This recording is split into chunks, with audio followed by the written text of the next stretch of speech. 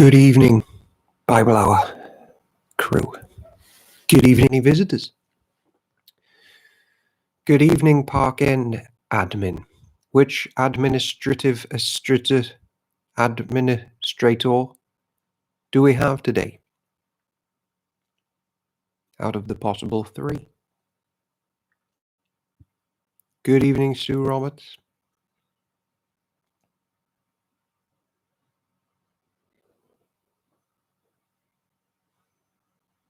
Ricky B. MC Ricky B. Whoosh, fan favorite.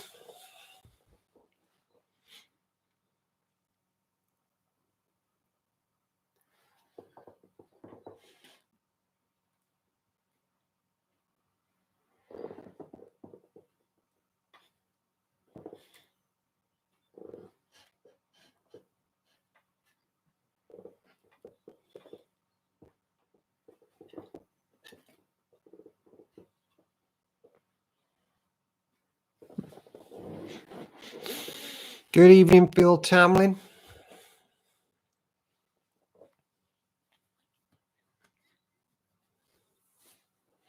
Now, will Chris Henry say that the light is too bright? I'm on the cusp. I'm definitely on the cusp.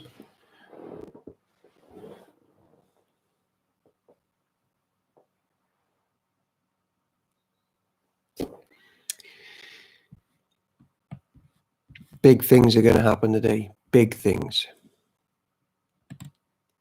Big things in store.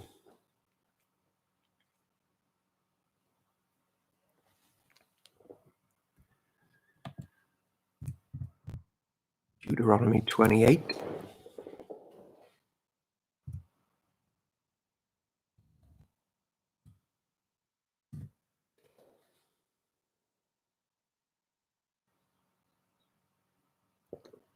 Gather on in to the Bible Hour. Pull up a seat. Pull up a Bible. Pull up an hour. It's day 26.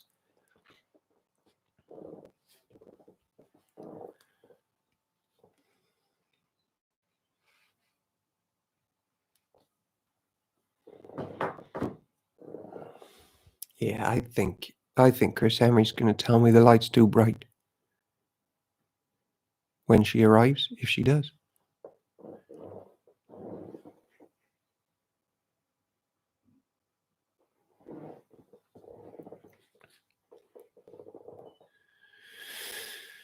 Deuteronomy chapter 28, verse 25. I think we're going to finish Deuteronomy today and start Joshua. And for the last 5 minutes, we'll have a special Q&A based on some things we covered yesterday. Park End admin, your job at about 7 minutes to is to let me know that I have to remember to go over what me and Paul Blackham talked about regarding yesterday's tricky questions. Because I might forget. I'm definitely too bright. I'm too bright for Chris. She's not going to like it. I mean the light, not my level of intelligence. We have 3 minutes to go until the Bible Hour starts.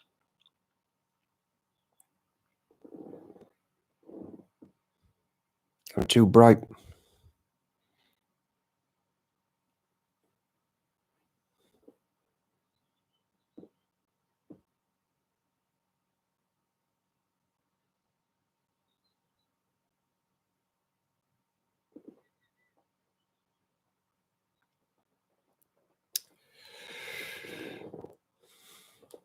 It is 20:57 on the 30th of the 4th, 2020. We are in lockdown in the UK.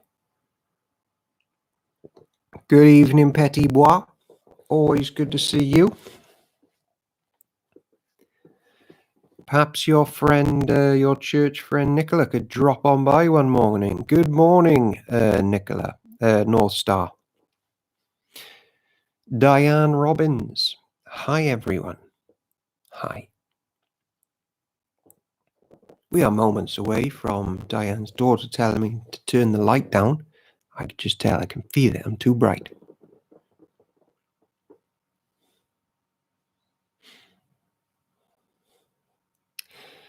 Please subscribe to our YouTube channel. That helps get the message of the gospel out. If you're not already subscribed, tell your friends about it. Post it on Facebook. Let people know that the Bible Hour is a thing, and it's only just begun. 26 days ago. Not many things you can say have only just begun and they're 26 hours in. You can with reading the Bible. I guess you could with marriage, being a parent, being in prison.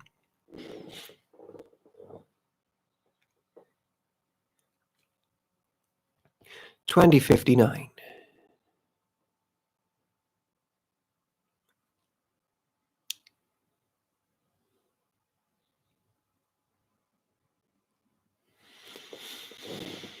Deuteronomy chapter 28, and we are at verse 25.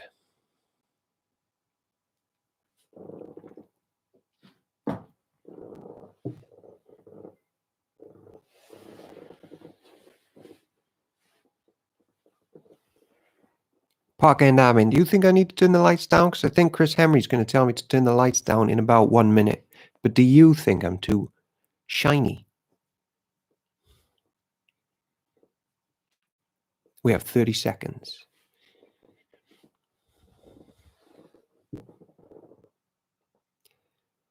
Right, I knew it. I knew it. I had a feeling.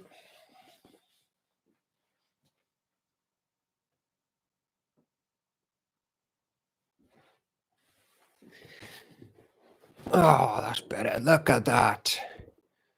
Now it's the right move. Oh, I've turned the light off. It's off.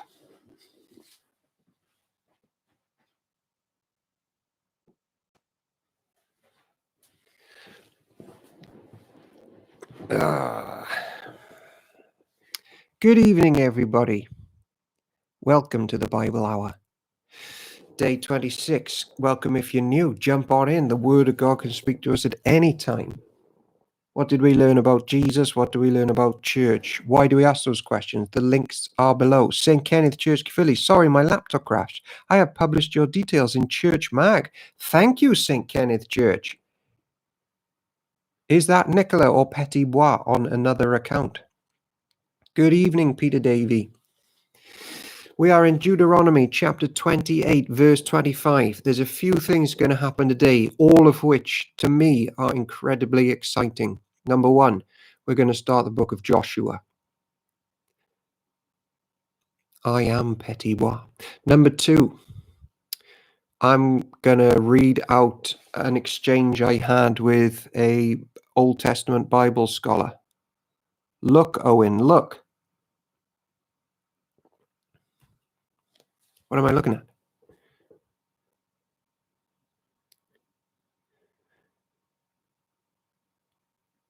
At the end of this session, we will cover some tricky questions that have come up from the book of Deuteronomy. Sue Roberts has told me to look at something.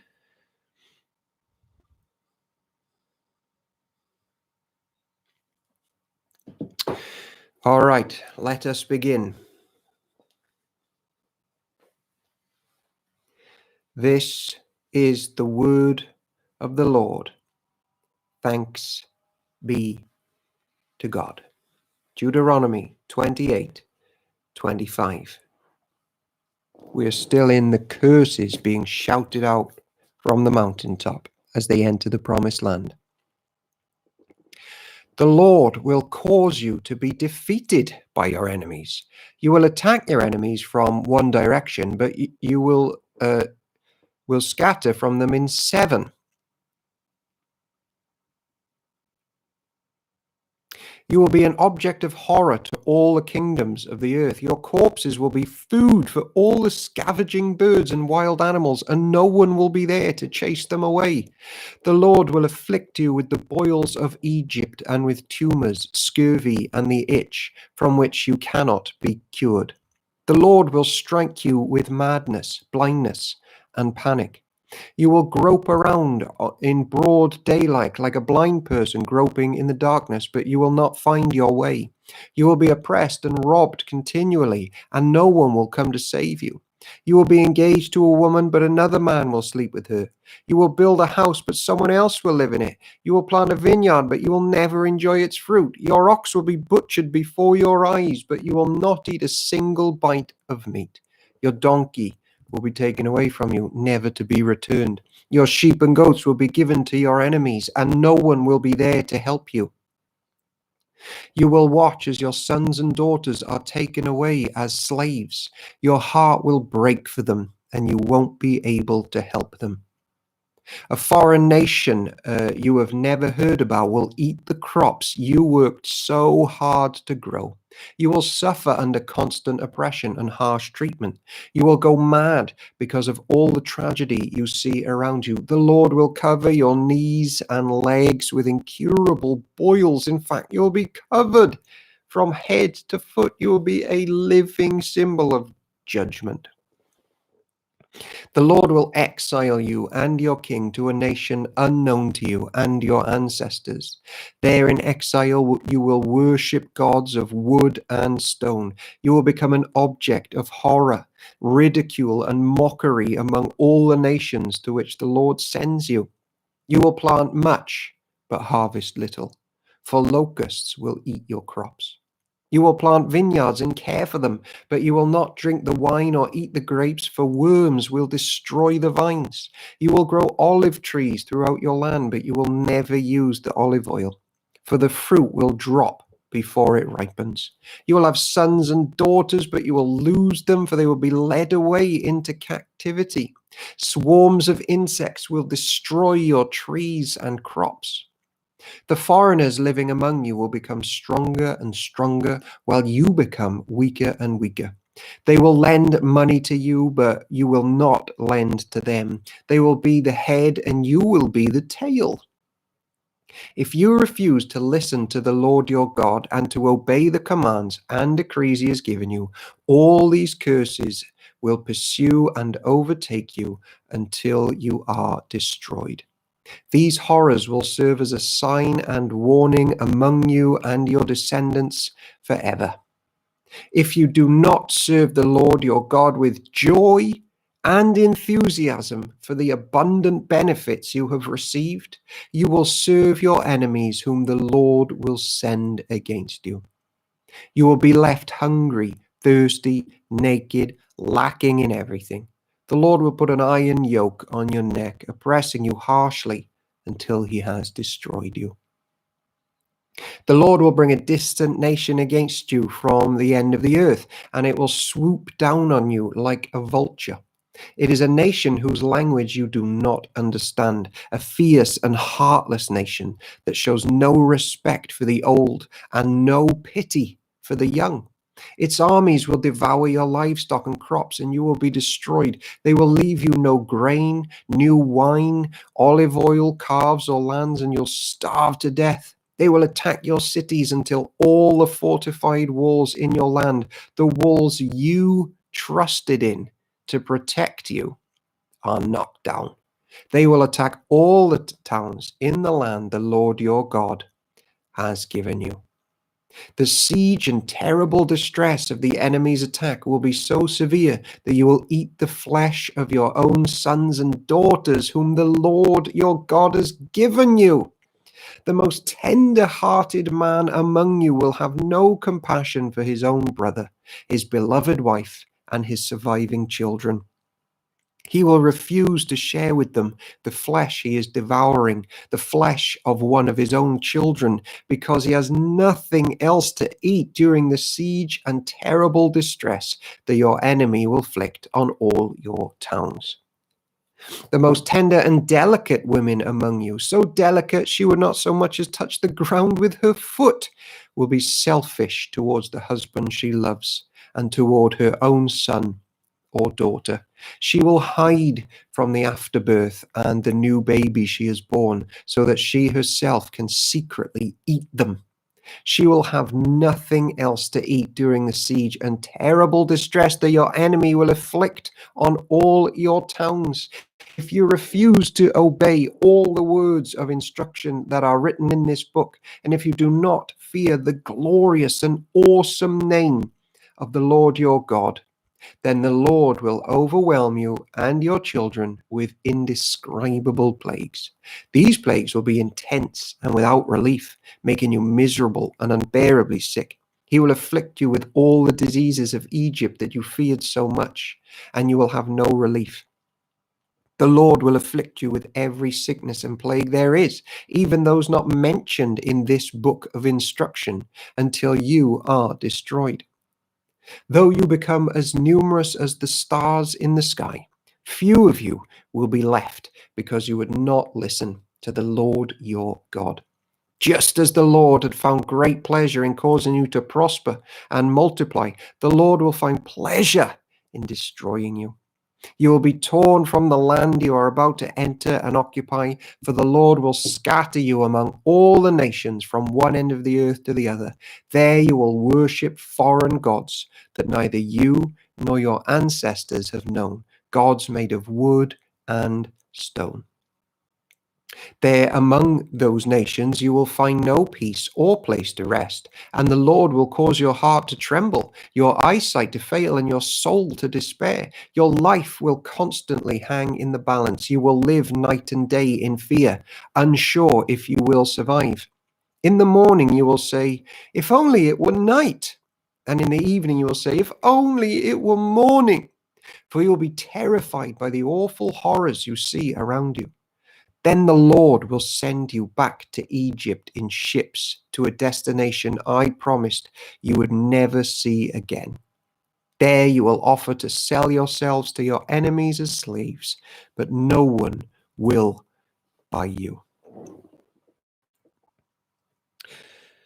I think it's pretty clear that such is the love of God for his church. He gets very hurt if church sort of whores itself off to new husbands and false gods.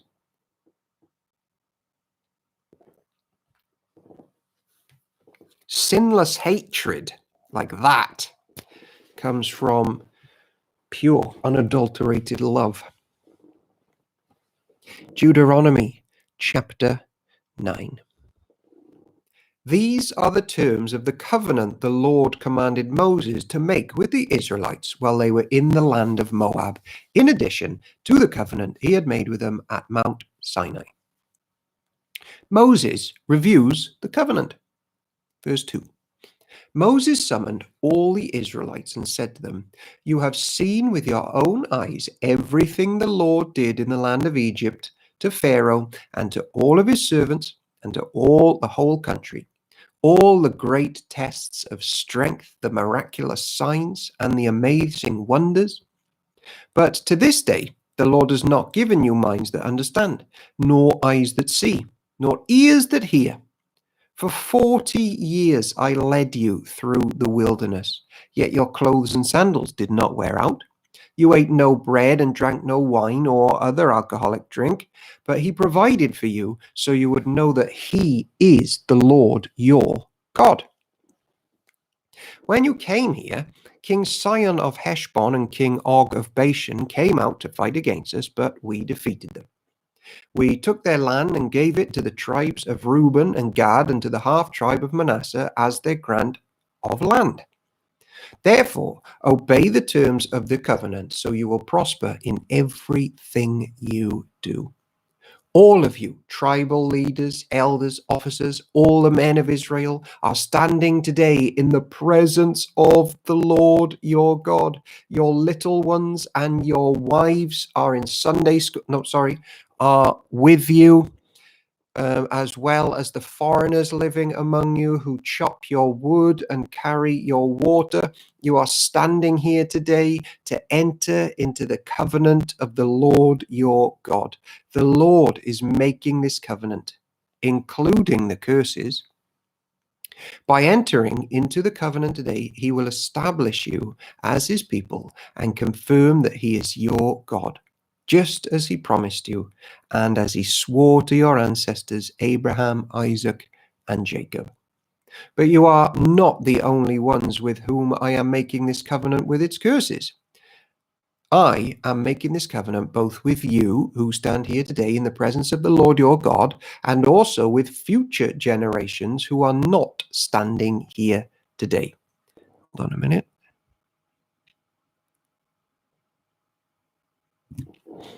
Verse 16. You remember how we lived in the land of Egypt and how we traveled through the lands of the enemy nations that we left. You have seen their detestable practices and their idols made of wood, stone, silver, and gold. I am making this covenant with you so that no one among you, no man, woman, clan, or tribe will turn away from the Lord our God to worship these gods of other nations, and so that no root among you bears bitter and poisonous fruit. Those who hear the warnings of this curse should not congratulate themselves, thinking, I am safe, even though I am following the desires of my own stubborn heart. This would lead to utter ruin. The Lord will never pardon such people. Instead, his anger and jealousy will burn against them. All the curses written in this book will come down on them, and the Lord will erase their names from under heaven. Don't go to church and pretend to be something you're not, that you're doing amazing and sinless and you've reached the heights of sinless perfectionism if you're not, and if you haven't. Confess it with your church family, and there is sacrifice for us. The Lord will never pardon such people. Verse 21, the Lord will separate them from all the tribes of Israel to pour out on them all the curses of the covenant recorded in this book of instruction. Then the generations to come, both your own descendants and the foreigners who come from distant lands, will see the devastation of the land and the diseases the Lord inflicts on it. They will exclaim, the whole land is devastated by sulfur and salt. We've talked about salt before. It is a wasteland with nothing planted and nothing growing, not even a blade of grass. It is like the cities of Sodom and Gomorrah, Admah and Zeboim, which the Lord destroyed in his intense anger. And all the surrounding nations will ask, why has the Lord done this to the land? Why was he so angry? And the answer will be, this happened because the people of the Lord abandoned the covenant that the Lord, the God of their ancestors, made with them when he brought them out of the land of Egypt. Instead, they turned away to serve and worship gods they had not known before, gods that were not from the Lord. That is why the Lord's anger has burned against this land, bringing down on it every curse recorded in this book. In great anger and fury, the Lord uprooted his people from their land and banished them to another land where they live today. The Lord our God has secrets known to no one. We are not accountable for them, but we and our children are accountable forever for all that he has revealed to us, so that we may obey all the terms of these instructions. Parker and admin is verse 29 in the KJV. The secret things belongeth unto the Lord.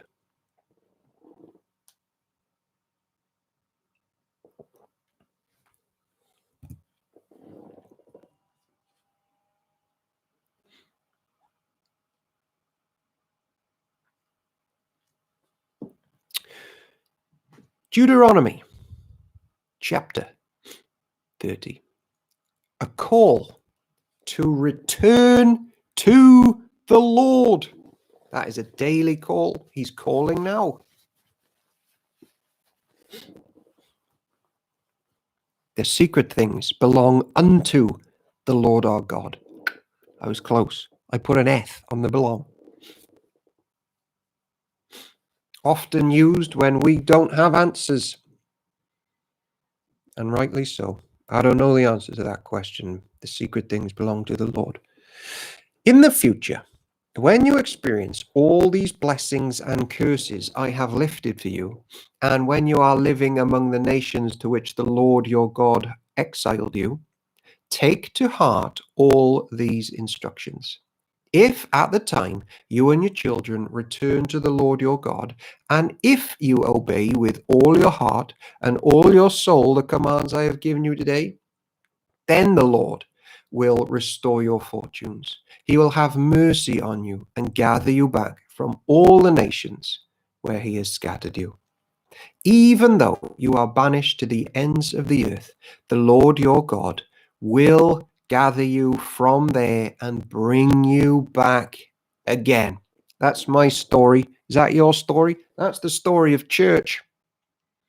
He brings us back again. The Lord your God will return you to the land that belonged to your ancestors, and you will possess that land again. Then he will make you even more prosperous and numerous than your ancestors. The Lord your God will change your heart and the hearts of all your descendants, so that you will love him with all your heart and soul, and so that you may live. Because loving the Lord is life. It's life. The Lord your God will inflict all these curses on your enemies and on those who hate and persecute you. Then you will again obey the Lord and keep all his commands that I am giving you today. The Lord your God will then make you successful in everything you do. He will give you many children and numerous livestock, and he will cause your fields to produce abundant harvests, for the Lord will again delight in being good to you as he was to your ancestors. The Lord your God will delight in you if you obey his voice and keep the commands and decrees written in this book of instruction, and if you turn to the Lord your God with all of your heart and soul. The choice of life and death. This command I am giving you today is not too difficult for you, and it is not beyond your reach. It is not kept in heaven, so distant that you must ask, who will go up to heaven and bring it down so we can hear it and obey? It is not kept beyond the sea, so far away that you must ask, who will cross the sea to bring it to us so we can hear it and obey? No, the message is very close at hand. It is on your lips and in your heart, so that you can obey it. Also known as,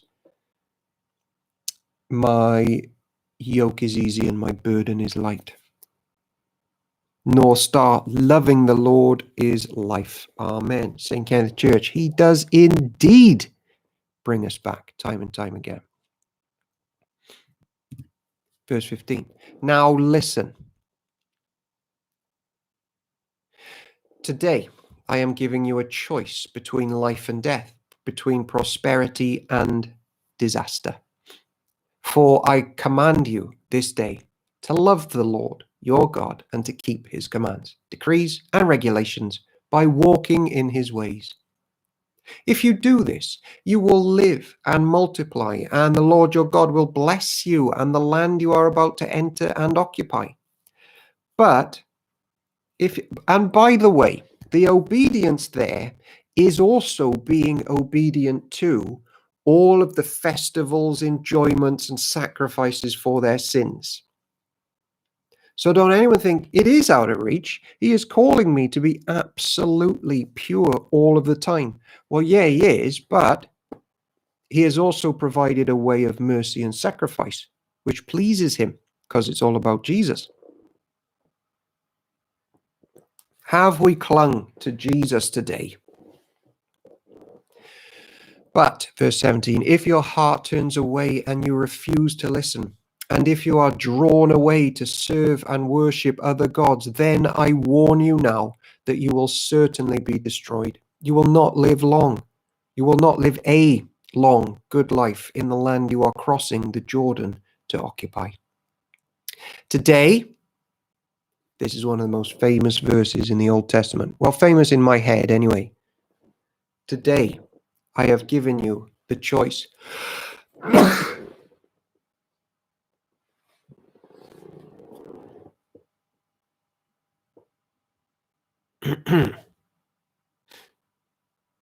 Excuse me. We shall now return to one of the most famous verses in the Old Testament. Thank you, Parkend Admin. Today, I have given you the choice between life and death, between blessings and curses. Now, I call on heaven and earth to witness the choice you make, and that you would choose life, so that you and your descendants might live. Today I have laid before thee blessings and cursings. Therefore, choose life. You can make this choice by loving the Lord your God, obeying him, and committing yourself firmly to him. This is the key to your life. And if you love and obey the Lord, you will live long in the land the Lord swore to give your ancestors, Abraham, Isaac, and Jacob. North Star. Kind of feel like we are crossing the Jordan. Well, because of my sneeze, we are 3 chapters away from that very thing. Take 30 seconds. We are at the halfway mark. Maybe grab some crisps or maybe some keto snacks, whatever that is.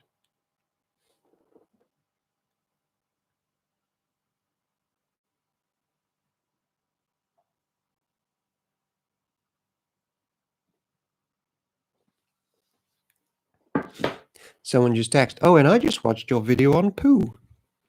I said, come on into the Bible hour.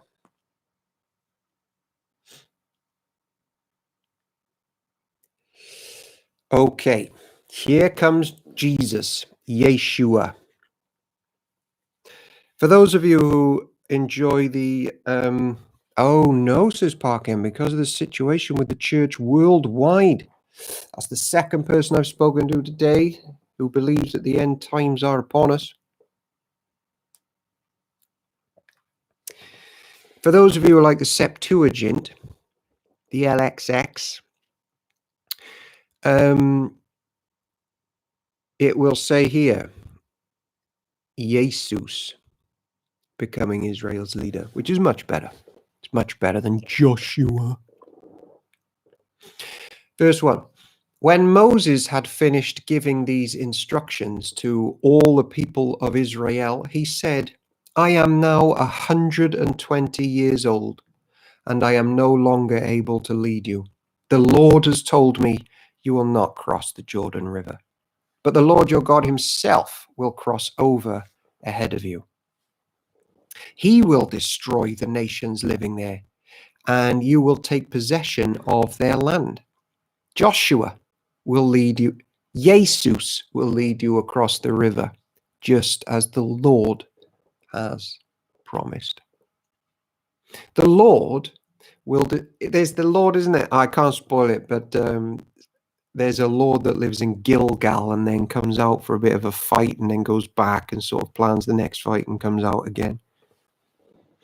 The Lord will destroy the nations living in the land, just as he destroyed Sihon and Og, the kings of the Amorites. The Lord will hand over to you the people who live there, and you must deal with them as I have commanded you. So be strong and courageous. Do not be afraid, and do not panic before them. For the Lord, your God, will personally go ahead of you. He will neither fail you nor abandon you. Then Moses called for Joshua, and as all Israel watched, he said to him, be strong and courageous, for you will lead these people into the land the Lord swore to their ancestors he would give them. You are the one who will divide it among them as their grants of land. Do not be afraid or discouraged, for the Lord will personally go ahead of you. He will be with you. He will neither fail you nor abandon you. And it's that, I think, going off the top of my head, literally now, as well as Deuteronomy 1, is what the New Testament always uses and quotes when it's saying, like, don't be afraid, don't be discouraged. And remember, it was all about Moses' personal giants that he had to do as they're about to go and fight. So it's this chapter and chapter 1, I'm pretty sure. Not sure I think that, but I do think God is God is calling his people out of worldliness. That sort of crossing the Jordan. Got it. Is it my receiver or is Owen's mic crackling? Park End admin, am I crackling?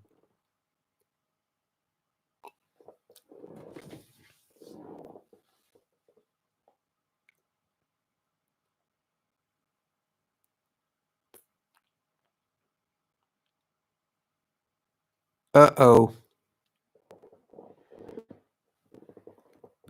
Hold on a minute. I am. Do we have to start the whole hour again? What about now that I've sort of chilled out a bit and I've come back?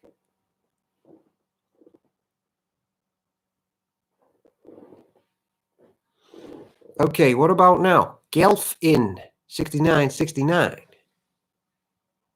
It is okay though, press on. Thought that was an added feature, Andy FMK. Look at all these people that are here. I've been trying to fix my speaker. No, it's not that bad, says Chris Henry. What about now that I've flung my mobile phone out of the vicinity and I've taken a step back? Nick Hawkins.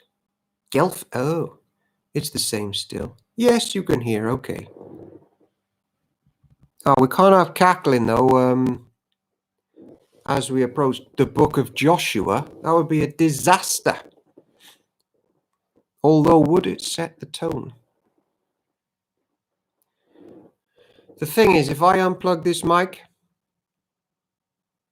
that's the beginning of troubles for me, because then it won't let me plug it back in and it won't recognize it, and Windows will think I'm using another mic, and then we'll have to restart the stream again. That's why we kept quiet.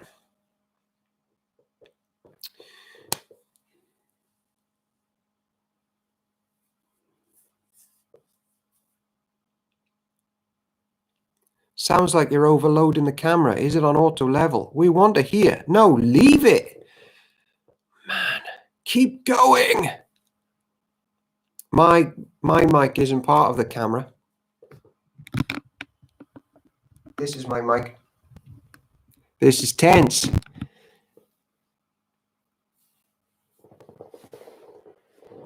Oh, sorry, me and Andy's big mouth. Sue, that's not very polite. What happens next?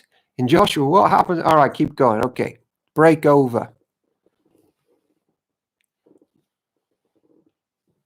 Please carry on. Diane's going nuts. She's writing in capitals, and I'm scared of Diane because she's my boss. Okay, verse 9. So, Moses wrote this entire body of instruction in a book and gave it to the priests who carried the ark of the Lord's covenants and to the elders of Israel. Then Moses gave them this command: at the end of every seventh year, the year of release, during the festival of shelters, you must read this book of instruction to all the people of Israel when they assemble before the Lord your God at the place he chooses. Call them all together, men, women, children, and the foreigners living in your town, so they may hear this book of instruction and learn to fear the Lord your God and carefully obey all the terms of these instructions. Do this so that your children who have not known these instructions will hear them. In brackets, no, take them out and tell them a little ditty story about a sheep or something instead. No, that's not in the New Living.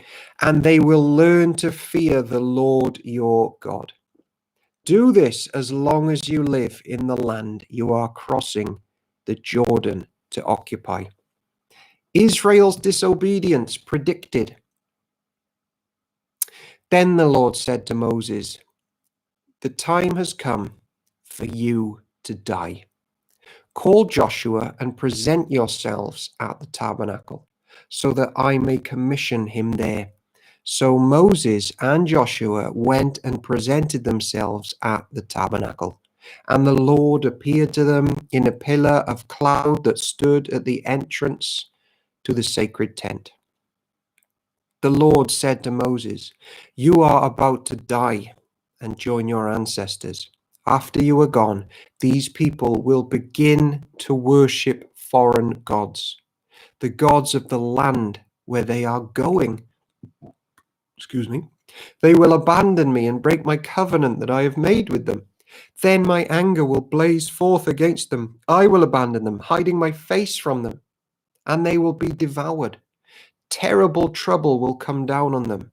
And on that day they will say, 'These disasters have come down on us because God is no longer among us.' At that time I will hide my face from them on account of all the evil they commit by worshipping other gods. So write down the words of this song and teach it to the people of Israel.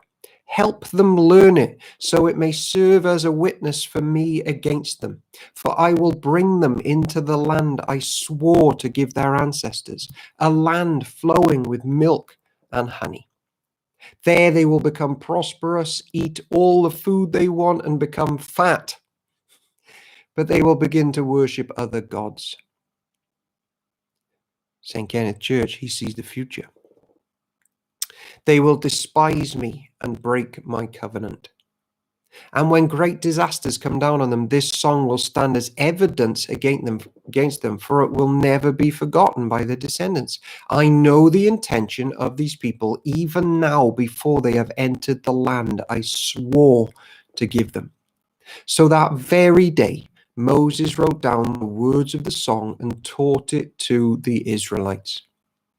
Then the Lord commissioned Joshua, Yeshua, son of Nun, with these words: "Be strong and courageous, for you must bring the people of Israel into the land I swore to give them. I will be with you." When Moses had finished writing this entire body of instruction in a book, he gave this command to the Levites who carried the Ark of the Lord's covenant: "Take this book of instruction and place it beside the Ark of the covenant of the Lord your God, so it may remain there as a witness against the people of Israel. For I know how rebellious and stubborn you are. Even now, while I am still alive and am here with you, you have rebelled against the Lord. How much more rebellious will you be after my death? Now summon all the elders and officials of your tribe, so that I can speak to them directly and call heaven and earth to witness against them. I know that after my death you will become utterly corrupt and will turn from the way I have commanded you to follow. In the days to come, disaster will come down on you, for you will do what is evil in the Lord's sight, making him very angry with your actions." The Song of Moses. So Moses recited this entire song publicly to the assembly of Israel. We are approaching the third. Deuteronomy 32. Are we going to make it to Joshua today? Because we have a little Q&A booked in at 5:2 at 7 minutes to here as well. Is the mic still cackling?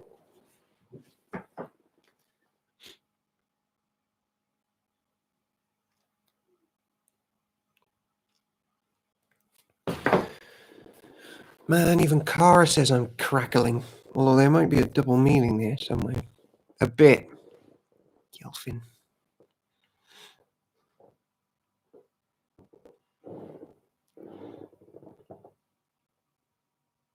Yes, it is, but don't worry. I am worrying.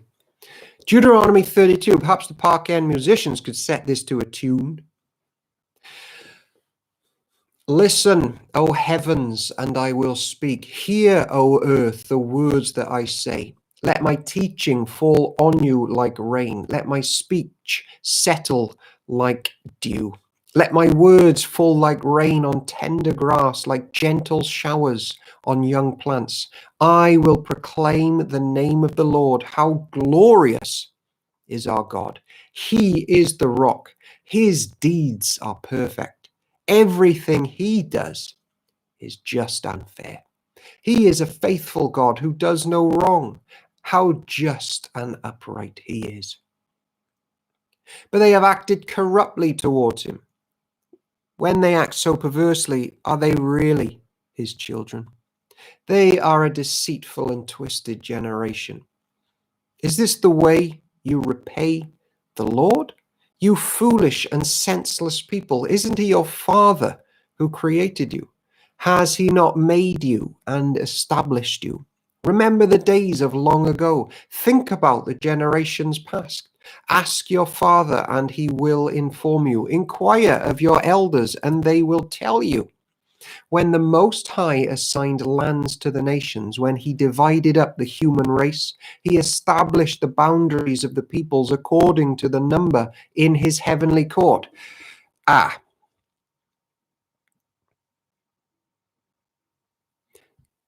Now this is going on memory again, so this might be wrong.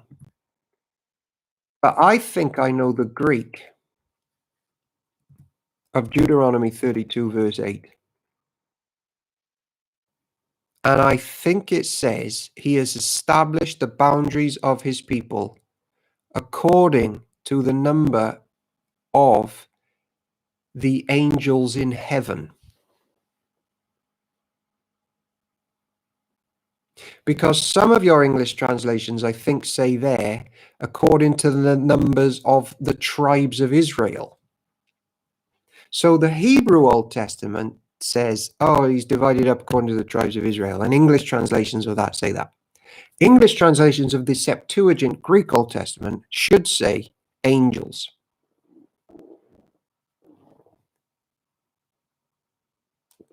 Which is very interesting, but not the subject to talk about now. For the people of Israel belong to the Lord. Jacob is his special possession. He found them in a desert land, in an empty, howling wasteland. He surrounded them and watched over them. He guarded them as he would guard his own eyes. Like an eagle that rouses her chicks and hovers over her young, so he spread his wings to take them up and carried them safely on his pinions. The Lord alone guided them. They followed no foreign gods.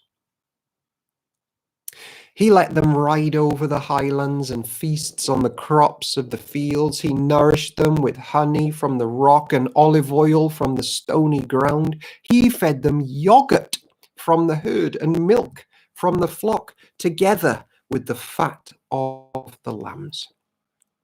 He gave them choice rams from Bashan and goats together with the choicest wheat. You drank the finest wine made from the juice of grapes. But Israel soon became fat and unruly. The people grew heavy, plump, and stuffed. Then they abandoned the God who made them. They made light of the rock of their salvation. They stirred up his jealousy by worshipping foreign gods. They provoked his fury with detestable deeds. They offered sacrifices to demons which are not God, to gods they had not known before, to new gods only recently arrived, to gods their ancestors had never feared. You neglected the rock who had fathered you. You forgot the God who had given you birth. The Lord saw this and drew back. Provoked to anger by his own sons and daughters, he said, I will abandon them. Then see what becomes of them, for they are a twisted generation, children without integrity. They have roused my jealousy by worshipping things that are not God. They have provoked my anger with their useless idols. Now I will rouse their jealousy through people who are not even a people. I will provoke their anger through the foolish Gentiles.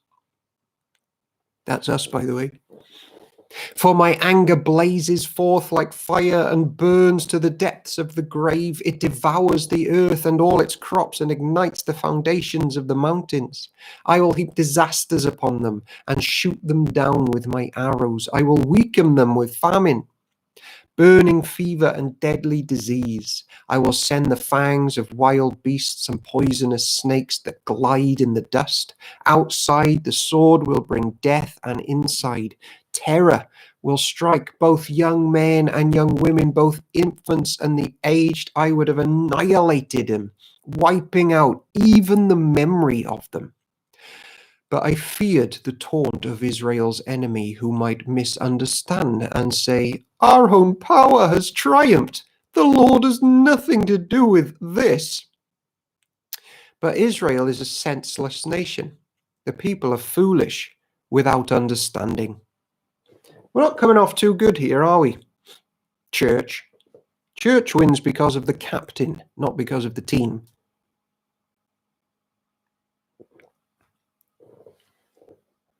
It's like I'm a pastor of the church now, been there from November. Like that is going to bring any sort of success. My job is to bring the captain into full view in the church life. So we all just follow him. How could one person chase 1,000 of them and two people put 10,000 to flight unless their rock had sold them, unless the Lord had given them up? But the rock of our enemies is not like our rock, as even they recognize. Their vine grows from the vine of Sodom, from the vineyards of Gomorrah. Their grapes are poison and their clusters are bitter. Their wine is the venom of serpents, the deadly poison of cobras. The Lord says, "Am I not storing up these things, sealing them away in my treasury? I will take revenge. I will pay them back. In due time, their feet will slip. Their days of disaster will arrive, and their destiny will overtake them. Indeed, the Lord will give justice to his people, and he will change his mind about his servants. When he sees their strength is gone, and no one is left, slave or free, then he will ask, where are their gods, the rocks they fled to for refuge? Where now are those gods? Who ate the fat of their sacrifices and drank the wine of their offerings? Let those gods arise and help you. Let them provide you with shelter. Look now, I myself am he. There is no other God but me. I am the one who kills and gives life. I am the one who wounds and heals. No one can be rescued from my powerful hand. Now I raise my hand to heaven and declare, as surely as I live, when I sharpen my flashing sword and begin to carry out justice, I will take revenge on my enemies and repay those who reject me. I will make my arrows drunk with blood, and my sword will devour flesh, the blood of the slaughtered and the captives and the heads of the enemy leaders. Rejoice with him, you heavens, and let all of God's angels worship him. Rejoice with his people, you Gentiles, and let all the angels be strengthened in him. For he will avenge the blood of his children. He will take revenge against his enemies. He will repay those who hate him and cleanse his people's land. So Moses came with Yeshua, son of Nun, and recited all the words of this song to the people. When Moses had finished reciting all these words to the people of Israel, he added, "Take to heart all the words of warning I have given you today. Pass them on as a command to your children, so they will obey every word of these instructions." These instructions are not empty words. They are your life. By obeying them, you will enjoy a long life in the land you will occupy when you cross the Jordan River. Moses' death foretold. The same day the Lord said to Moses, "Go to Moab, the mountains east of the river, and climb Mount Nebo, which is across from Jericho. Look out across the land of Canaan, the land I am giving to the people of Israel as their own special possession." Then you will die there on the mountain. You will join your ancestors, just as Aaron, your brother, died on Mount Hor and joined his ancestors. For both of you betrayed me with the Israelites at the waters of Meribah and at Meribah at Kadesh, in the wilderness of Zin. You failed to demonstrate my holiness to the people of Israel there. So you will see the land from a distance, but you may not enter the land I am giving to the people of Israel. Deuteronomy chapter 33. I don't think we're going to make it to Joshua today. Moses blesses the people. In 4 minutes, we will take an important little Q&A thing about some of the things we've read in Deuteronomy. Just to equip us. Moses blesses the people. This is the blessing that Moses, the man of God, gave to the people of Israel before his death. The Lord came from Mount Sinai and dawned upon us from Mount Seir. He shone forth from Mount Paran and came from Meribah Kadesh with flaming fire at his right hand. Indeed, he loves his people. All his holy ones are in his hands. They follow his steps and accept his teaching. Moses gave us the Lord's instructions, the special possession of the people of Israel. The Lord became king in Israel. When the leaders of the people assembled, when the tribes of Israel gathered as one, Moses said this about the tribe of Reuben: let the tribe of Reuben live and not die out, though they are few in number. Moses said this about the tribe of Judah: O Lord, hear the cry of Judah and bring them together as a people. Give them strength to defend their cause. Help them against their enemies. Look at the pastoral heart of Moses, the prayer life of Moses, which we want from our church leaders. Moses said this about the tribe of Levi. O Lord, you have given your Thummim and Urim, the sacred lots, to your faithful servants, the Levites. You put them to the test at Massa and struggled with them at the waters of Meribah. The Levites obeyed your word and guarded your covenant. They were more loyal to you than to your own parents. They ignored their relatives and did not acknowledge their own children. They teach your regulations to Jacob. They give your instructions to Israel. They present incense before you and offer whole burnt offerings on the altar. Bless the ministry of the Levites, O Lord, and accept all the work of their hands. Hit their enemies where it hurts the most.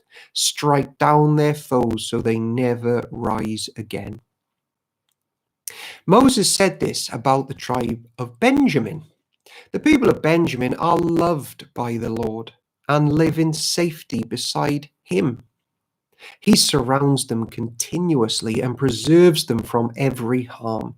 Moses said this about the tribes of Joseph: may their land be blessed by the Lord with the precious gift of dew from the heavens and water from beneath the earth, with the rich fruit that grows in the sun and the rich harvest produced each month, with the finest crops of the ancient mountains and the abundance of the everlasting hills, with the best gifts of the earth and its bounty, and the favor of the one who appeared in the burning bush.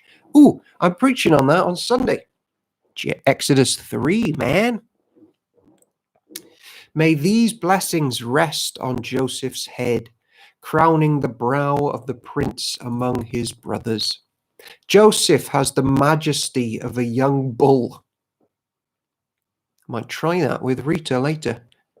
Sounds like a compliment. He has the horns of a wild ox.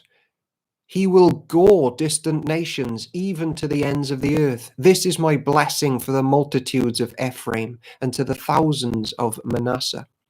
Moses said this about the tribes of Zebulun and Issachar. Time. My friends, I have to pause there.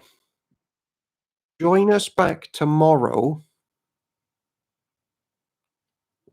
as we wrap up Deuteronomy, take an 18-minute silence for the death of Moses, which is only fair. And then we'll crack on into Joshua, 9 p.m. tomorrow.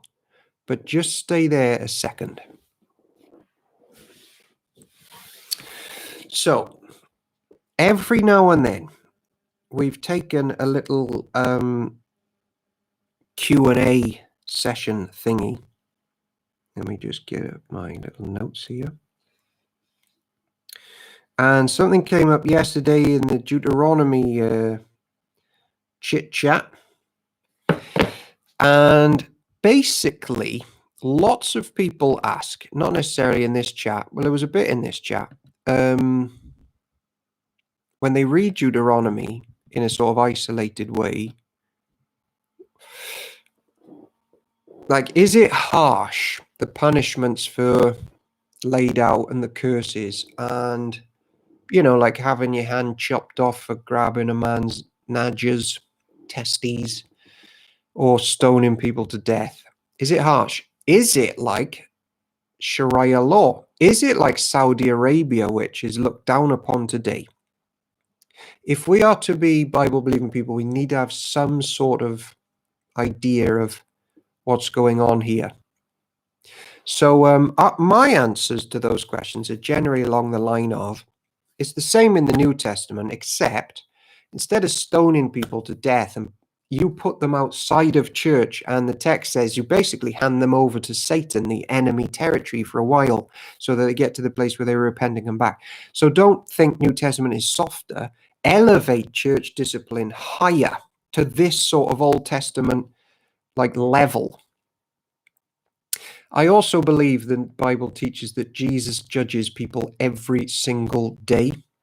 So if you think like the temporary stoning to death was harsh, well, actually, Jesus brought about 155,000 people to their demise today, whether it was from stroke, COVID-19, a car crash, cancer, whatever. And he judges them and either welcomes them into everlasting life or death. I mean, that is clear in the Bible. Now, those are my sorts of answers. Now, there's basically, I don't think there's a better Old Testament scholar around at the moment than Dr. Paul Blackham. So I threw some of those thoughts to him and said, let me know what you think and I'll put it to the gang tonight. So here's what Blackham said.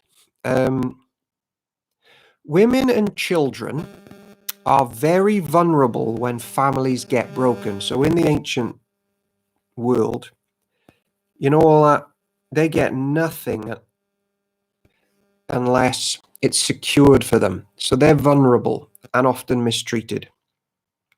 So many of the laws that we've read are putting a very strong boundary around families so that families and their future are secure in the heavens and earth, which is why there's such severity for such severe punishments for adultery, crushing a man's testicles and things like that, unfaithfulness.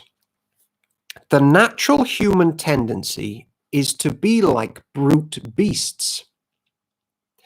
And the internet in modern times shows us exactly what kind of sexual desires and fantasies lie in the corrupt human heart, right?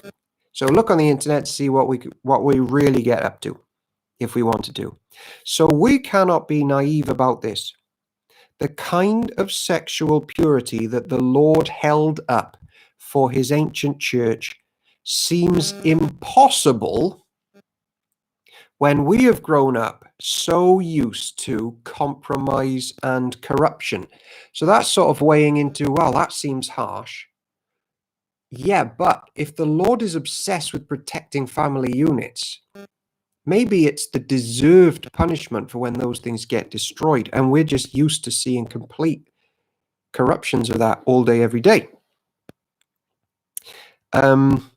Yet, the big picture is not the stick of punishment, but the grand vision of the marriage feast of the Lamb at the end of all things. Church is where an incredible vision of marriage can flourish.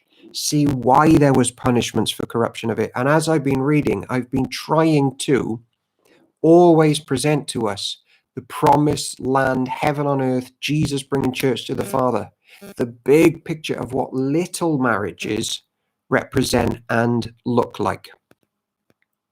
Because the Lord will never be at peace with the adultery, unfaithfulness, sexless marriages, perversion, and porn addiction that we all too easily get comfortable with. Right, so that's that bit. Now, so remember what marriage really is a picture of, and we've seen that in Deuteronomy, and the penalty if we botch it. Right. Big point. Still on Blackham here.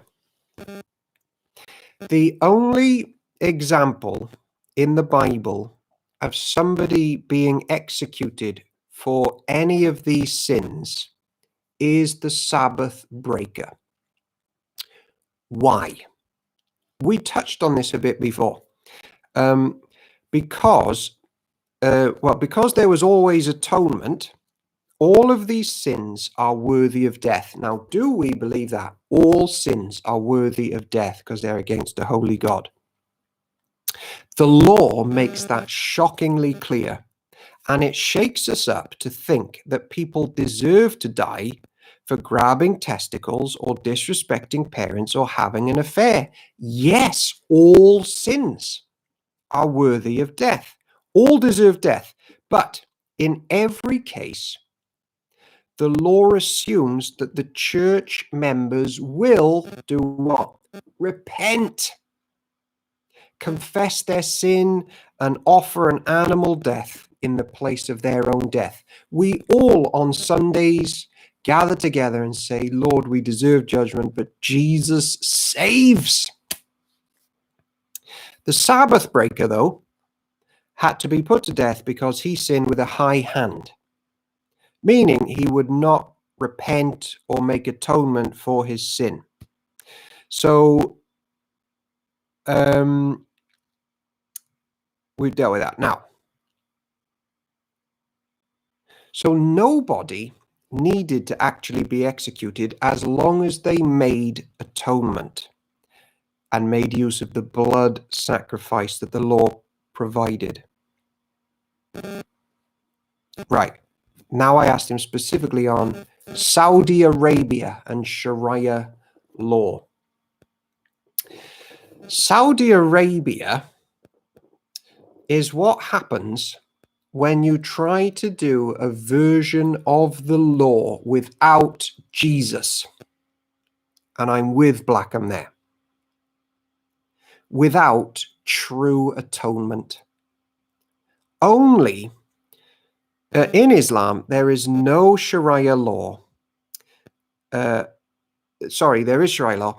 There is no atonement, only Sharia law, which must achieve justice and purity through what? Punishment, control, and power. Because there is no inner change, no true forgiveness, no atonement, the only justice that can ever be found is in the terms of the punishment. Merciless punishment. No Jesus, no sacrifice, no propitiation, no burnt offering, no sin offering.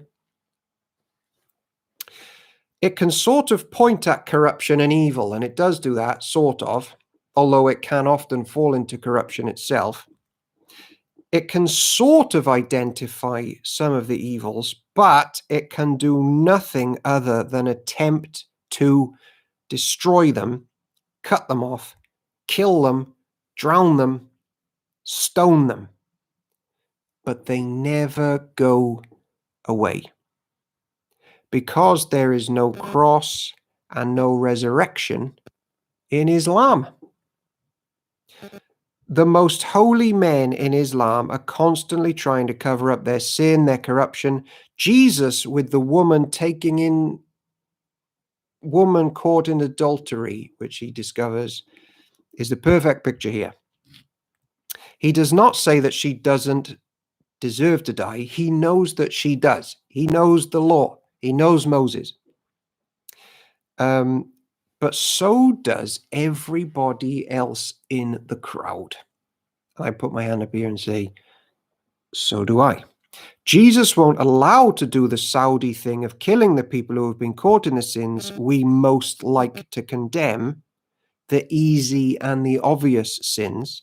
Jesus really reveals that they all deserve to be stoned, but he is the one who stands with her in the place of execution, knowing that in the end he will have to be the sacrifice, the executed sinner, so that the woman and the people in the crowd can walk free.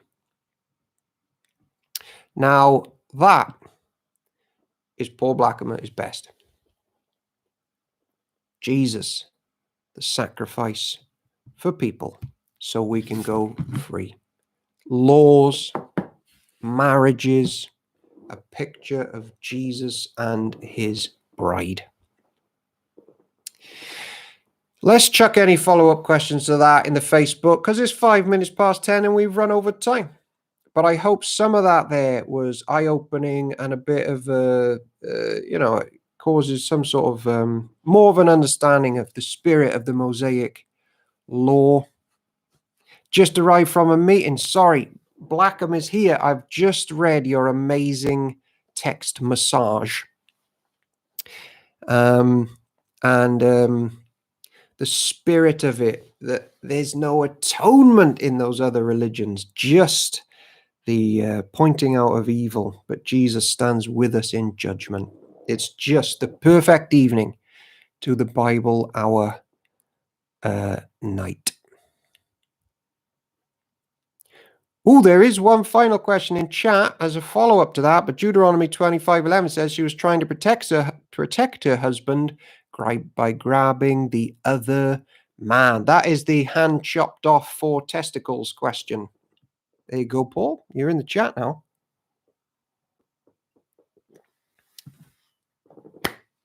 While Blackham gathers his thoughts or exits chat, one of the other.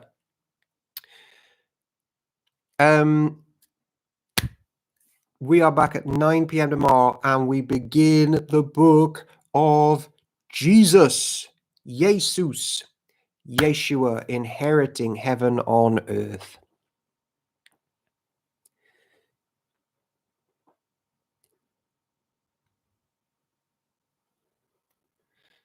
I'm not sure what to do now. I mean, how do I know if someone's formulating an answer in chat? Do I just stand here for 30 seconds? Joshua, can't wait. Joshua. Okay, right. That's it then. This is the word of the Lord. Thanks be to God. See you tomorrow at 9. Oh, wait. Park End Church, North Star. Question for Paul. What advice do you have for those who can't find a church that values scripture and will only read it through a progressive lens? Absolutely awesome. Awesome. Thanks, Owen. Good night, everyone. North Star question. Well, I guess put that to Paul on Facebook, I guess, North Star. That's a pretty big one. Progressive lens. All right, we'll sign off.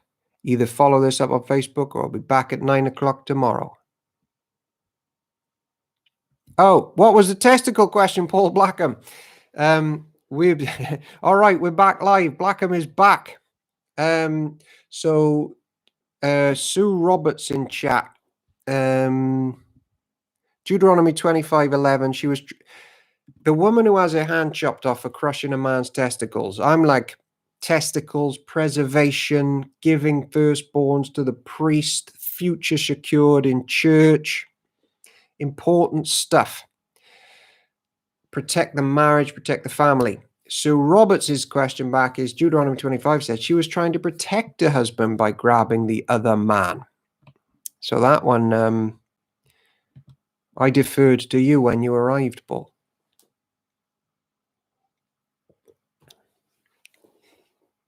People are still here. They're waiting.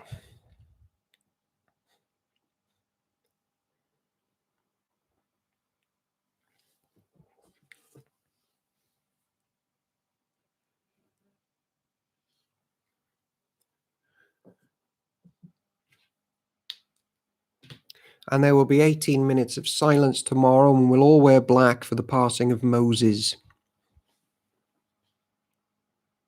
Paul Blackham, yes, I'm writing an answer.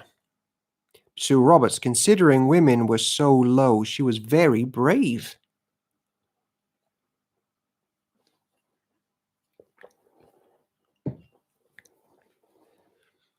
"24 people still hanging about in chat. Owen, can you put Paul's text to you on Facebook? I'll ask Paul about that. Maybe if he sees the clip, he may allow me to clip the clip and load it up as a clip. Paul Blackham, I don't think women were low. Think of Zelophehad's daughters. Oh boy, we did. We did. Somehow Paul Blackham is writing an answer while saying he's writing an answer. It is incredible scenes here in the Bible Hour in the closing minutes.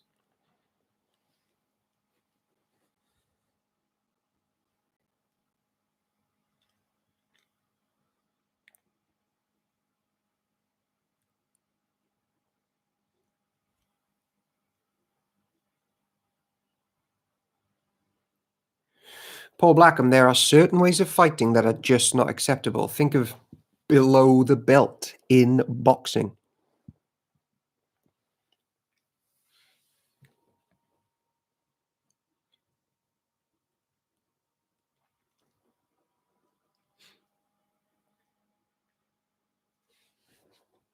North Star, progressive lens with a quote from a church leader. Right, North Star, your question has been deferred to Facebook whilst we try and deal with the testicle crash. No, that's why it's so brave to her husband. North Star, I have my own gripes against progressive lens theology. I suspected you did, which is why I think you've enjoyed the Bible Hour.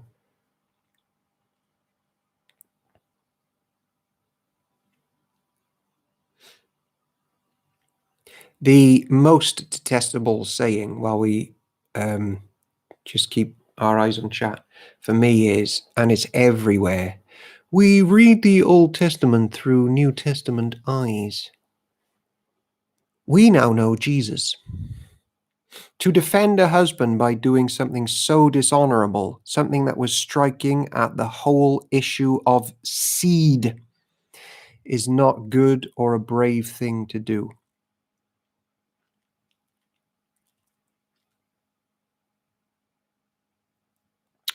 Gelfin 6969, I would say that she still committed the crime even though the motives were admirable. He even encouraged people to get tattoos to help individuate them. Foolish maybe, but gutsy, I wouldn't dare.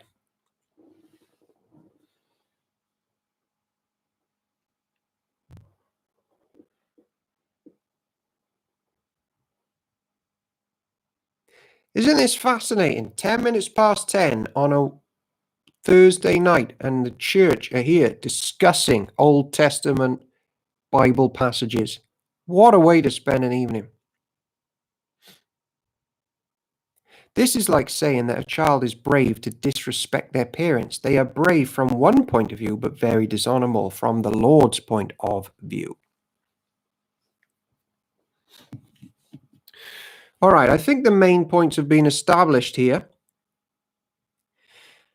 So feel free to, depends on the parents. Well, all right, yeah, so the main points have been established. Let us, I think I'll upload a bit of this clip tomorrow. Jump in chat underneath. These are big and important issues. But if I could just bring it all back one more time. We've learned today how unfaithful the church can be. Modern people find private parts either funny or disgusting or more to do with porn, but the Bible takes these things very, very seriously as sacred.